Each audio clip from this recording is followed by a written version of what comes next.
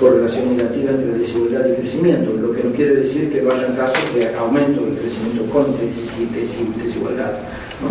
Y eso me voy a referir dentro de un momento. O sea, no es que esto sea siempre del mismo modo para todos los países, pero en todo caso sí está claro que la desigualdad no es una precondición para el crecimiento. Ni eso resultado de nada. ¿Qué ha pasado? Siempre en el informe sobre el comercio y el desarrollo tenemos capítulos en donde muestran datos empíricos, o sea, nosotros tratamos, o sea, por supuesto tenemos una concepción teórica, pero tratamos de mantener los pies sobre la tierra y ver qué es lo que ha pasado en la realidad. Y lo que ha pasado es que hay un aumento de la desigualdad muy generalizado en todas las regiones del mundo a partir de fines de los 70, principios de los 80. Algunos países un poco después, como las economías en transición, que con el cambio de régimen pasan de niveles muy bajos de desigualdad. Acá estoy presentando el coeficiente Gini, que es un coeficiente sintético de los niveles de desigualdad, donde la igualdad completa de Gini es igual a 0, la desigualdad completa, es decir, que una sola persona concentra todo el ingreso, es 1, y entonces los países relativamente igualitarios están en torno a 0,3, 0,4, los países más desigualitarios están entre 0,6 y 0,7. Y acá entonces van a haber dos líneas, una es el Gini sobre el ingreso bruto, es decir, antes de pagar impuestos y de recibir transferencias del Estado, y otro sobre los ingresos netos. Y van a ver entonces que las economías en transición, el gran salto de la desigualdad se produce con el cambio de régimen. En los países desarrollados, en Asia, es un crecimiento bastante monótono, bastante permanente durante todo este periodo, y en América Latina hay un aumento entre el 85 y el 2002 básicamente, y luego una disminución. Lo otro que es interesante de este gráfico es que en los países en desarrollo y en transición la diferencia entre el Gini sobre el ingreso neto y bruto no es muy grande, quiere decir que el Estado no tiene un fuerte rol redistribuidor en esos países, estos son promedios ponderados, no es ningún país en particular, pero en los países desarrollados sí, ¿no? El Estado mantiene, pese a todo, un rol redistribuidor bastante importante. Pero es un movimiento bastante general, entonces, el aumento de la desigualdad. Acá, como les decía, son promedios ponderados por la población, entonces uno podría decir, bueno, claro, acá entonces en Asia es China-India, sí, es China-India, básicamente, acá Camboya pesa muy poco, ¿no? Pero si vamos región por región y contamos los países en donde hubo un aumento o una disminución de la desigualdad, vemos que también ocurre a nivel más país por país, ¿no? Los países desarrollados entre el 80 y el 2000, de 22 países para los que tenemos datos, en 15 aumenta la desigualdad. En América Latina y el Caribe, de 18 países, en 14 aumenta la desigualdad en los años 80, 90 hasta el 2002. En países de Asia del Sudeste y del Este, de 9 países aumenta en 7. En la ex Unión Soviética, países de Europa del Este, de 24 países aumenta en 24. Entonces acá hay un movimiento bastante general, bastante generalizado, ¿no? En el caso de África, el número de países es más o menos equilibrado, pero son los países más poblados en donde aumenta la desigualdad. Y luego, en los años 2000, el proceso se atenúa, como que el grueso del aumento de la desigualdad fue en los 80 y sobre todo en los 90. Luego como que se atenúa, pero no se revierte, salvo en América Latina, en donde de 18 países la desigualdad cae en 15 y queda más o menos en la arena. Entonces pasa algo en América Latina distinto, América Latina y el Caribe, aunque la mayor parte de los países para los que tenemos datos son de América Latina. Acá pasa algo, y algo interesante, porque ese algo ha sido consistente con una aceleración del crecimiento, no con una reducción del crecimiento, con una distribución del ingreso menos desigual, porque América Latina sigue siendo un continente con fuertes contrastes de distribución del ingreso, pero con una distribución menos desigual hay más inversión, no menos. Y uno podría decir, no, al revés, que tienen que ganar mucho los empresarios y los ricos para que haya inversión. Al revés, ¿no? Porque uno invierte cuando tiene una demanda que vaya en expansión. Después otro punto que tratamos de ver, o sea, les soy sincero, este es un puzzle, ¿no? En donde tenemos pedazos de información parciales, a veces no del todo comparables, las encuestas de hogares no se hacen igual en todos lados, estuvimos mirando la distribución personal del ingreso, pero también la funcional, y vemos que ocurrieron cosas similares, es decir, que la parte de los asalariados en el ingreso disminuyó muy fuertemente en los países desarrollados, entre el 80 y el 95 principalmente. En los países en desarrollo tuvo fuertes fluctuaciones según la situación del salario real y de las crisis.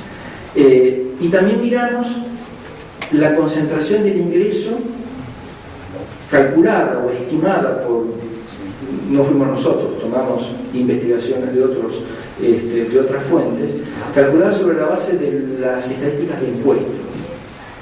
Y claro, a veces no se pagan impuestos o se evaden y las estadísticas son incompletas, pero así todo da una idea. Y esta es la estadística que les muestro ahora, es cuánto gana, de acuerdo con las estadísticas de impuestos, cuánto gana el 1% más rico como porcentaje del ingreso total. Y estas son series además que son interesantes porque son de largo plazo. Acá tenemos desde 1915. Y ustedes ven acá que los principales países desarrollados tenían un nivel, digamos, de concentraciones del 1% más rico, importante, hasta las crisis de los años 30 y la Segunda Guerra Mundial, en donde las fuentes de ingresos de estos grupos, bueno, se disminuyeron por destrucción del capital, pérdida de las colonias, en fin, diversas razones. Y pasaron a tener, durante los años de posguerra, una concentración en ese 1% en torno al 10% del ingreso total o menos. Pero a partir de los 80 vuelve a subir.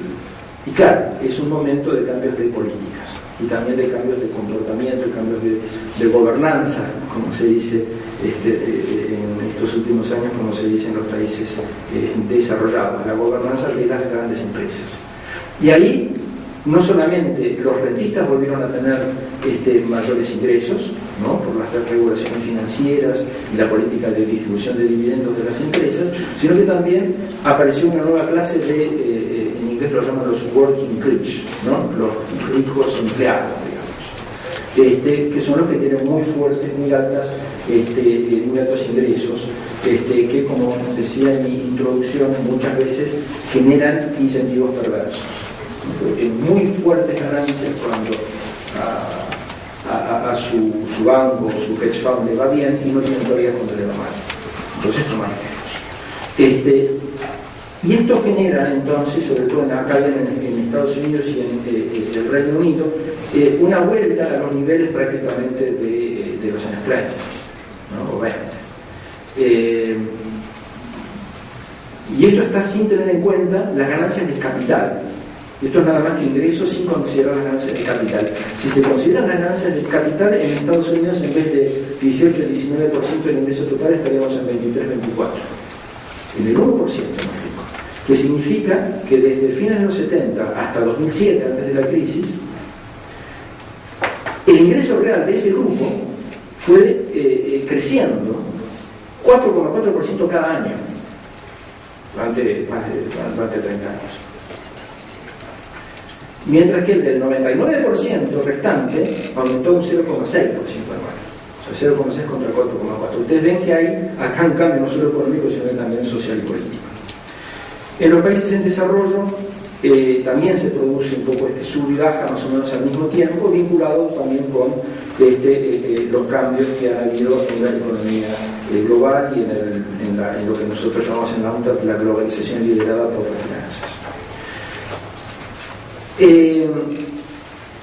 Ahora, no, o sea, tenemos en cuenta entonces estos factores que han incidido, la globalización, el cambio tecnológico, la financiarización, ¿no?, que ha ocurrido en muchos países,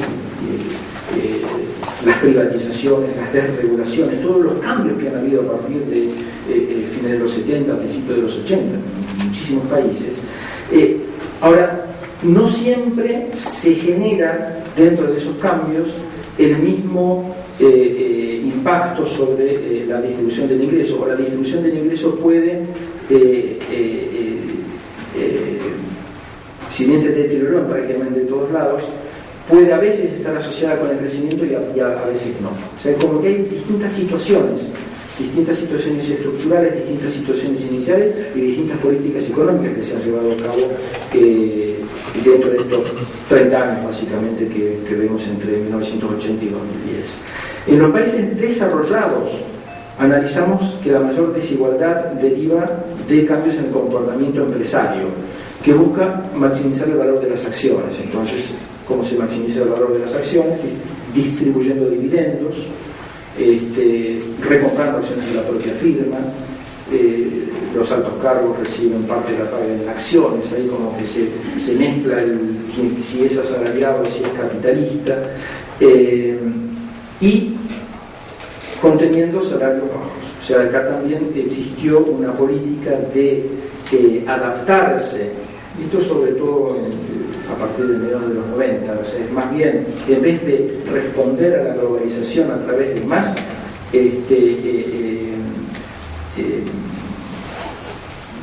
aumentos de la productividad e innovaciones productivas, se trató de bajar salario. Entonces, este es el otro elemento que aumentó la desigualdad y la caída en la participación de los asalariados en los países desarrollados. Mientras que en los países en transición y en desarrollo hay una variedad de situaciones. Está el caso chino, donde aumentó la desigualdad desde niveles muy bajos, de un país socialista, donde gran parte de los ingresos estaban determinados por mecanismos que no eran de mercado. Pero con la apertura creciente y con la industrialización acelerada, se produjo también una migración del campo a la ciudad y pasar de niveles de ingreso entonces de 1 a 4 prácticamente, yendo del campo a la ciudad. Y entonces, si bien también aumentan los ingresos rurales, ¿no?, aumentan más rápido los ingresos industriales o de servicios más formales de las ciudades, y todos están mejor, pero algunos mucho más que otros. Entonces hay un aumento de la desigualdad con crecimiento. Ahora, paralelamente, en los países en transición y en muchos países en desarrollo, en particular en América Latina y el Caribe, lo que tenemos es que aumentó la desigualdad sin crecimiento, o incluso con un colapso productivo en los años 90 en los países en transición. ¿Por qué? Porque ahí no tenemos grupos que van desde abajo hacia arriba, digamos, ¿no?, desde niveles de productividad de ingresos bajos hacia medios o relativamente altos para esa sociedad, sino que al revés, grupos formales del sector público, del sector manufacturero, que perdieron su trabajo, ¿no?, y que fueron a sectores informales de servicios de muy baja productividad, subempleo o desempleo abierto. Entonces ahí también hay un aumento de la desigualdad, pero sin generación de crecimiento, sin aumento de la inversión, con caída de la inversión. Entonces está el esquema, digamos, de aumento de la desigualdad con crecimiento e industrialización, pero porque partían de muy abajo en la economía agrícola, y otra situación en donde hay aumento de la desigualdad con desindustrialización y empeoramiento de la calidad del empleo. O sea, en los años 90 la CEPAL había calculado, no recuerdo exactamente si era el 80% de los empleos que se creaban estaban en el sector informal. Si me equivoco es por poco, o sea, 75. El informe finalmente tiene... y es interesante ver que el cambio a partir del 2002, 2003 principalmente, cambia según los países. En América Latina se da con, al contrario, un mayor rol del Estado, mayor una recuperación en alguna medida también del empleo industrial y una mejora en la calidad del empleo, ¿no? En donde hay más en el sector formal y la generación de los empleos son más en el sector formal que en el informal, por lo menos comparado con los años 90. Entonces ahí tendríamos en cierto modo al revés, disminución de la desigualdad y aceleración del crecimiento, ¿no? O sea, sería como el contraejemplo de decir no siempre para crecer hay que ser más desiguales. Recomendaciones de políticas tenemos básicamente dos. Una relacionada con los mercados laborales y otra con las cuentas fiscales. Primero, acá ya me estaría repitiendo un poco, ¿no? Pero es decir que la compresión salarial, la reducción salarial, el no aumentar los salarios junto con la productividad, ignora la incidencia que tiene una distribución del ingreso más equitativa sobre la demanda, el crecimiento y el empleo. Y por consiguiente, abogamos por una política salarial en donde los salarios progresen con la productividad. En los países donde se han atrasado mucho durante un tiempo incluso pueden crecer por encima de la productividad para reequilibrar la distribución del ingreso, pero también, esto para los salarios en general, pero también decimos que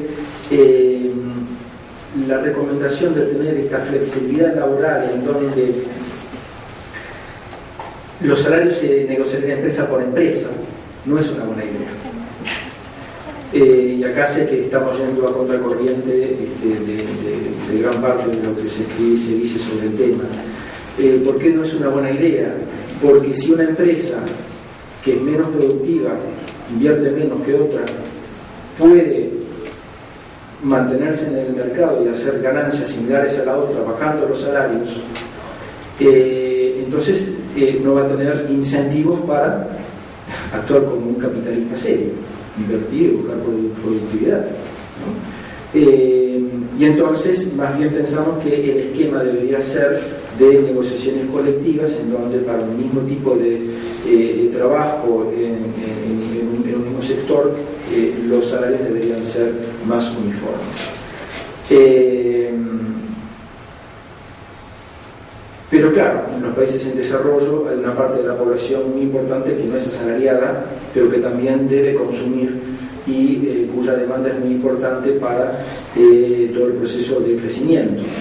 Y por eso es que para los empleados informales, para los autoempleados, también pensamos que los gobiernos tienen que tener una incidencia. En algunos casos, como en India, también hay esquemas de empleo público, empleo garantizado, que ha sido muy importante para no solo para que no haya desempleo abierto muy grande y migraciones del campo a la ciudad, estos son empleos rurales, sino también para que los otros, los que ya estaban empleados, ganen un poco más, aunque den por un piso salarial de hecho. Eso es lo que llamamos como empleo público, a veces también empleo público directo, no solo en el campo, sino también en la ciudad, y políticas de salarios mínimos. O sea que el Estado, entendemos, tiene que tener, junto con los actores sociales, un rol activo para incidir entonces sobre la distribución primaria del ingreso. Al lado de la primaria está la secundaria, es decir, la redistribución a través de las cuentas públicas, por impuestos y por gastos. En el informe planteamos que es necesario tener impuestos progresivos y gasto público en servicios básicos y transferencias a sectores de bajos ingresos, porque esto contribuye al crecimiento inclusivo. Es parte de su función como tutelador del bien común. Y además es bueno desde el punto de vista económico. O sea, acá no hay solamente una cuestión ética, que también cuenta, ¿no? Sin duda, o de armonía social, que es importante, sino que también una racionalidad económica, en donde decimos que el crecimiento inclusivo es preferible, que va a ser más fuerte, a través de estos mecanismos. Aumentar impuestos no es necesariamente malo para la actividad productiva. Naturalmente, hay que graduarlos, las tasas pueden ser diferentes según las distintas fuentes de ingresos. Es posible tener tasas de impuestos diferenciados si se trata de actividad productiva o de ganancias de capital, transacciones en la bolsa o ganancias puramente financieras. Naturalmente, impuestos progresivos. Y en los países en desarrollo que son ricos en las materias primas, también países desarrollados que son ricos en materias primas, los gobiernos deben recibir una parte sustancial de las rentas que se generan. Y esto nosotros vemos que está ocurriendo en alguna medida en algunos países. Creo que esto debería ser más general, ¿no? Porque no hay ninguna razón, y acá voy a parafrasear al ministro británico de Economía, el señor Osborne, no hay ninguna razón para que los aumentos de precios de los hidrocarburos o de los minerales o de los frutos agrarios queden en manos de quienes no tienen ninguna, digamos, de los que los están explotando, pero que no son los causantes de ese aumento de precios, digamos. Si hay más renta no es porque hayan aumentado la productividad, ¿no? Y que además invirtieron sin tener en cuenta ese aumento de precios, ¿no? Y esto lo decía Osborne, justificando un aumento unilateral de los impuestos sobre el petróleo del mar del norte. Bueno, eso los países en desarrollo deberían también hacerlo, ojalá de manera coordinada, ¿no? Porque lo que ha ocurrido muchas veces es que los países se hacen competencia a ver quién cobra menos impuestos o quién tiene salarios más bajos o protección ambiental más laxa para atraer inversión extranjera directa a sus sectores de recursos naturales. Y al final eso no le sirve a los países productores, le sirve nada más que a las transnacionales. O sea que debería haber una armonización, por lo menos mínima, de las condiciones impositivas hechas en esos sectores. Y finalmente, esto concluyo, con un espacio fiscal más amplio, los gobiernos pueden llevar a cabo políticas contracíclicas, redistribuir el ingreso y financiar la inversión para un crecimiento más sustentable e inclusivo. Con esto termino. Acá tienen ustedes mi dirección de mail.